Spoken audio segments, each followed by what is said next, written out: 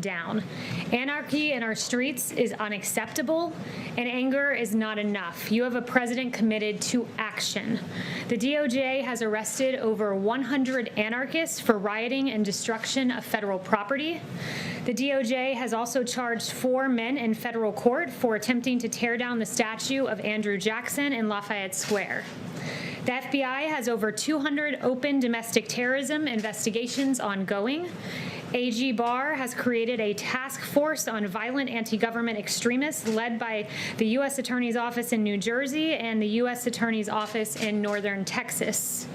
With 200 Trump-appointed judges confirmed, the rule of law will be upheld. Democrats at all levels, federal, state, and local, have done nothing. Senate Democrats blocked bipartisan police reform. Minnesota's Democrat governor failed to urgently deploy the National Guard. It took President Trump for that to eventually happen, his suggestion and the ultimate descendants into chaos there in Minneapolis. 3 Democrat Minneapolis council members voted to abolish the police while they themselves were getting a private security detail. That's quite rich. Democrat mayor of Seattle called the CHOP zone, the autonomous zone, the summer of love. It is anything but that, with 1 dead, multiple shootings, and desperate pleas for help unanswered by business owners and others. 11 people were shot in 12 hours this weekend in the Democrat-run New York City, and 61 people were shot in Democrat-run Chicago, and 15 fatally killed. A Democrat state, a Democrat city. President Trump stands against defunding our brave police officers, caving to mob rule, and cancel culture which seeks to erase our history. Let's be clear. The rampant destruction of statues is not a part of any ideology, but this anarchy is aided by failed Democrat leadership. And as President Trump has tweeted, these statues, quote, are great works of art, but all represent our history and heritage, both the good and the bad. It is important for us to understand and remember, even in turbulent and difficult times, and to learn from them. So let's stand for law and order, for peace in our streets, and against anarchy. This is President Trump's vision for the future. And with that, I'll take questions. Chris. Thank you, Keyleigh. I know you said that President Trump was never briefed on these reports about the Russian bounties and whatnot, but can you say that he was briefed today?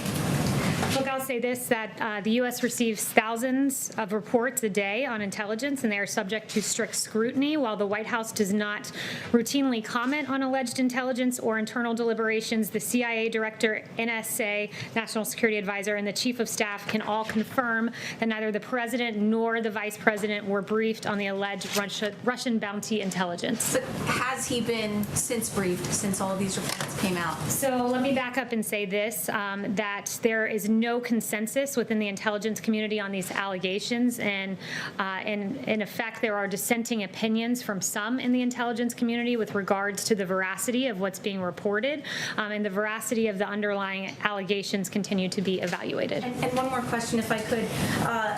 Is he upset that this intelligence was reportedly shared with the British government, but not him? I have no further comment on that other than to just point you back to the 2 assertions that I made previously. Kristen. Thank you, Keyleigh. How did the president not be briefed on the Russia bounty story? Was he out of the loop by his own intelligence community? No, as I noted, there was not a consensus among the intelligence community, and in fact, there were dissenting opinions within the intelligence community, and it would not be elevated to the president until it was verified. President Trump tweeted overnight, "Intel just spoke to me." What specifically does that mean? Who spoke to him? Did that person, in fact, give the president a full briefing in that conversation? So I have no further details on the president's private correspondence. Tell us who's coming to the White House today and who's going to brief those lawmakers. So what I can tell you about that is that last night the Chief of Staff, Mark Meadows, called both Senator McConnell and Congressman Hoyer and said that he would be briefing 8 members from the committees of jurisdiction. So there was a bipartisan invitation extended, but no further details other than that. Is that briefing going to happen today, Keyleigh? Yes, it was ongoing at the time when I came out here, or at least it had started, I think, 30 minutes prior to me coming out here. But they're going to come to the White House? I just want to be clear about what's happening. Members of Congress have come or coming to the White House? Yes. Caitlin. Okay, I have two questions. One, isn't it concerning that there was even a hint of credibility to this report that the Russians were offering to pay Taliban-linked militants to kill American troops, and the president was not told about it? Has the National Security Advisor or anyone explained why they didn't think it rose to the level that the commander-in-chief should find out about it? So intelligence is verified before it reaches the President of the United States, and in this case, it was not verified. I would note this, though. When the president, there's no stronger advocate for our servicemen and women than President Trump. He never hesitates to act when there is a threat to our servicemen and women. For example, in Syria in 2018, when dozens of Russian mercenaries were killed in retaliatory defensive U.S.-led strikes. So when our adversaries have directly targeted U.S. or coalition partners, the president has not hesitated to act, but this was not briefed up to the president because it was not, in fact, verified. So I understand it has to be verified, but not everything in his daily briefings or in the presidential daily brief that's the written document is airtight. They let the president know about what they are hearing. That's why it's intelligence. So why would that not have been something that rose to that level if, we're sharing it with other countries? The National Security Council and the intelligence community constantly evaluate intelligence reports, and they brief the president as necessary. Okay, so my other question is, if this does be borne out to where the president believes that it is true, what is he going to do to hold Russia accountable? And is he still going to invite Vladimir Putin to the G7, G8, whatever he's thinking of having in the fall? I won't speculate on whether this intelligence is verified or not verified, and I won't get ahead of the president on further actions, but I would just point out that no one officials are not disputing that this is not true. No one, Ratcliffe there, is not disputing this. there are dissenting opinions within the intelligence community, and I can confirm with you right now that there's no consensus within the intelligence community on these allegations. And further, I would just point out, I won't get ahead of the president on actions, but with regard to Russia, this president has been extremely strong on Russia, imposing sanctions on hundreds of Russian individuals, expelling dozens of diplomats, closing 2 Russian consulates, withdrawing from an INF treaty, and several other actions. Disputing it in the intelligence community. I have no further notifications for you other than to tell you there's no consensus and there are dissenting opinions from some within the intelligence community. You don't think this report is true? I'm telling you this, that there's no consensus in the intelligence community and that the dissenting opinions from some in the intelligence community exist. Darlene. Thank you, Keyleigh. I wanted to go back to the tweet the president tweeted yesterday and then removed. This morning you said that he didn't hear the phrase white power in the portion of the video, and that when it was signaled to him that that was there, he took the tweet down. So does the president retweet other people's tweets and videos without knowing the full contents of what he's retweeting? No, he did not hear that particular phrase when he tweeted out the video.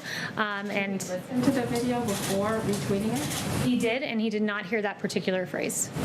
Also, given your opening, do you have any comment on Mississippi taking steps to remove the Confederate emblem from the state flag? I would say that that's a decision for Mississippi to make, and it's commendable that they took this action in a lawful manner and took the appropriate steps rather than trying to tear down statues and monuments. Thanks, Keyleigh. One follow-up on the Russia and then one on another issue. Does the president have a specific message for Moscow given these reports? A specific message for Moscow? No, because he has not been briefed on the matter. As I noted, there's no consensus among the intelligence community, and there are, in fact, dissenting opinions. All right. And on a separate issue, Jacksonville, Florida today apparently is issuing a mask order. That, of course, is where at least part of the RNC will be held later this summer. Has the president's thinking about wearing a mask changed at all, given that order and given the increased coronavirus cases in Texas, Florida, Arizona, and elsewhere? So I talked to the president before coming out here.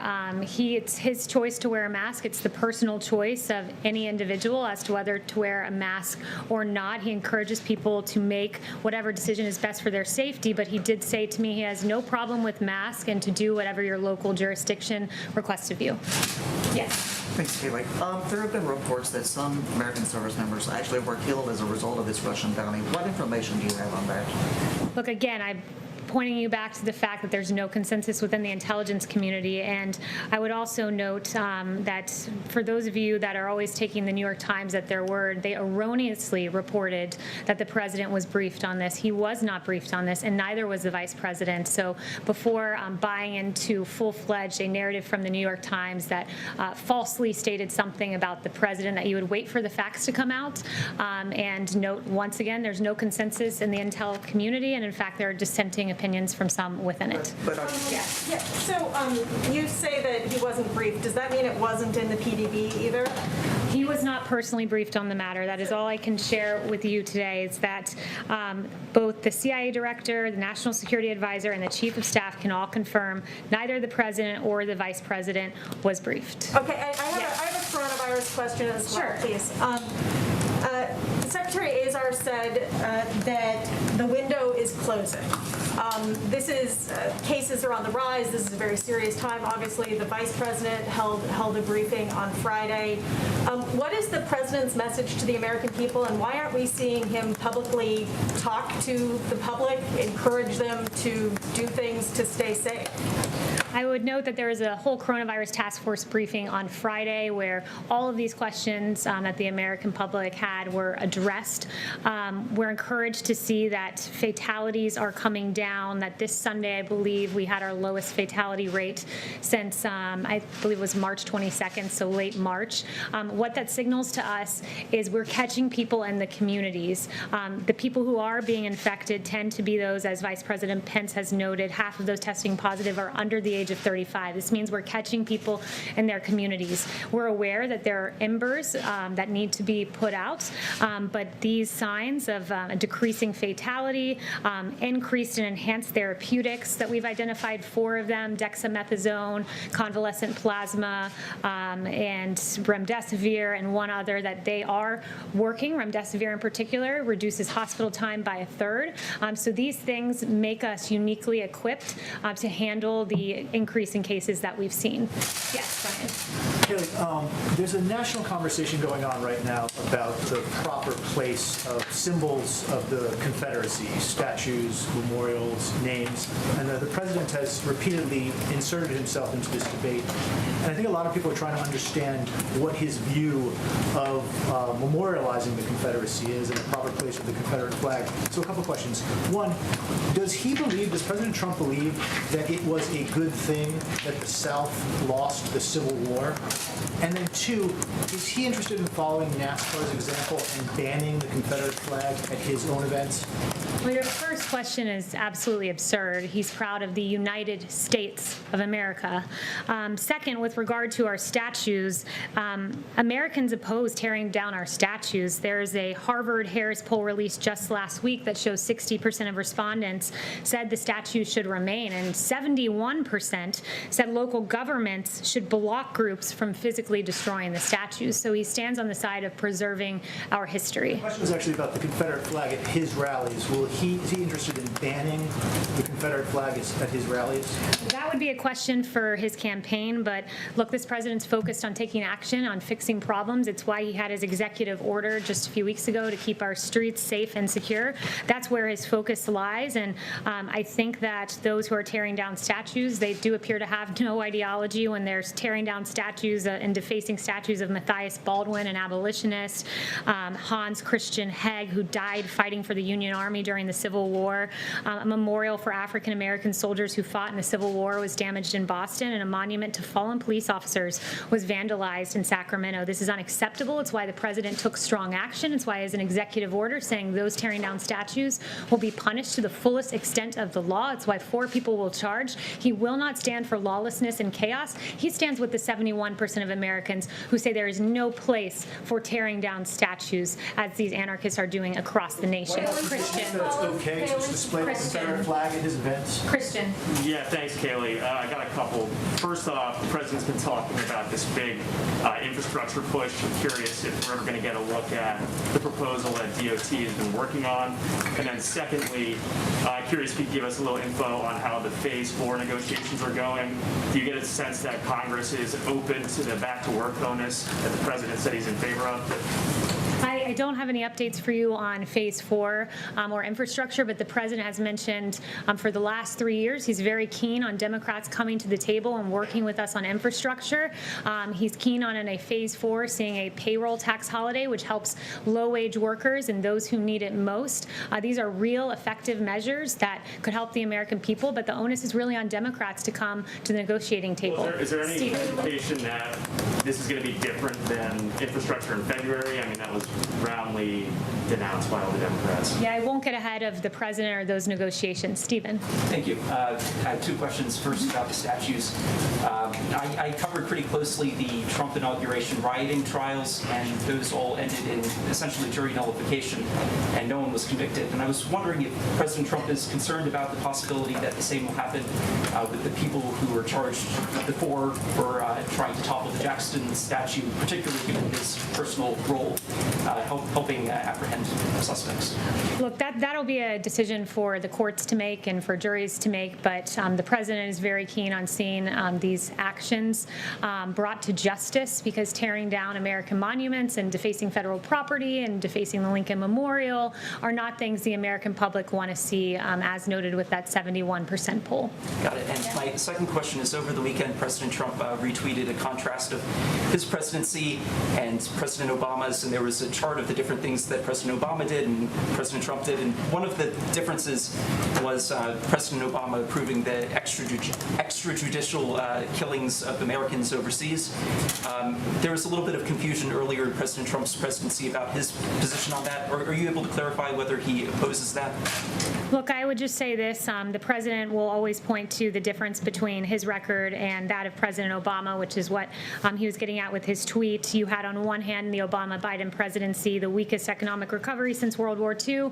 With President Trump, we got to the hottest economy in modern history. With President Trump, you saw ISIS defeated. With Vice President Biden and President Obama, the so-called JV team of ISIS became the varsity team and overran two separate countries. So the president will always draw contrast with President Obama, and those are just two of the many, and he was drawing a contrast in that tweet. Thanks, Keyleigh. I have two questions on COVID-19. First off, remdesivir, we found out today the pricing of it going forward for roughly a 5-day trial, $2,300 for government-backed programs, $3,100 in the commercial marketplace. Does the White House, does President Trump approve of that pricing, of that price point, considering there's been some criticism as to whether or not that's too high? So, Blake, that's a really good, important and substantive question that I think deserves a good answer to. And first, the wholesale acquisition costs, or the federal supply schedule, is about $3,200 for a course of remdesivir. But remdesivir is an inpatient drug done by infusion, and because it is an inpatient drug, the patient would be very unlikely to see the cost of the drug and to pay the cost of the drug, because the way that hospitals get reimbursed for inpatient drugs is that they are paid flat fees for admission. And as Secretary Azar explained to me, this means in layman terms that hospitals have to eat the cost of treatment used. But if they buy remdesivir for, let's say, $3,200, which is the wholesale acquisition cost, and that remdesivir drug saves that patient time in the hospital, they only spend a third of the time in the hospital as a patient without remdesivir, that would mean that the hospitals are actually profiting because they're getting the patient out early. So that it basically all comes down to saying that the patient will not see that cost. With the price point. Right. And then secondly, just picking up what Jeff had asked about masks. You said the president had no problem with masks and that individuals should do whatever their local jurisdiction requests. However, the HHS Secretary Alex Azar said this weekend, quote, "We've got to practice social distancing. We've got to use face coverings when we can't practice social distancing." So if individuals are going into an area and social distancing cannot be practiced, should they listen to the local jurisdiction in which face masks might not necessarily be mandated, or should they listen to the HHS Secretary who says wear a face mask? So the CDC guidelines they are recommended but not required, and the president would encourage everyone to follow the orders of their local jurisdiction and CDC guidelines. Thank you. So one question follow-up and then a separate issue. I just want to be clear, there are congressional leaders who are being briefed on the Russia situation. but the president has still not been briefed on the situation? Look, this has been asked and answered. The president is briefed on verified intelligence. And how does he know, if he hasn't been briefed, how is he certain that Russia didn't put out these bounties? The president is briefed on verified intelligence, and again, I would just point you back to the absolutely irresponsible decision of the New York Times to falsely report that he was briefed on something that he in fact was not briefed on. And I really think that it's time for the New York Times to step back and ask themselves why they've been wrong so often. The New York Times falsely claimed Paul Manafort asked for polling data to be passed along to Oleg Deripaska before having to issue a correction. In June of 2017, the New York Times falsely wrote all 17 intel agencies had agreed on Russian interference before having to issue a correction that it was only 4 agencies. In 2017, February of that year, New York Times published a story claiming Trump campaign aides had repeated contacts with Russian intelligence, which even James Comey has said was almost entirely wrong, New York Times. New York Times published a column in March of 2019 by a former Times executive editor that asserted the Trump campaign in Russia had an overarching deal that the quid of help in the campaign against Hillary for the quo of a new pro-Russian foreign policy. That's what we call the Russia hoax, which was investigated for 3 years with taxpayer dollars before ultimately getting an exoneration in the Mueller report. It is inexcusable, the failed Russia reporting of the New York Times, and I think it's time that the New York Times and also the Washington Post hand back their Pulitzers. Why hasn't the president condemned white power, Keyleigh? Why hasn't he condemned that tweet?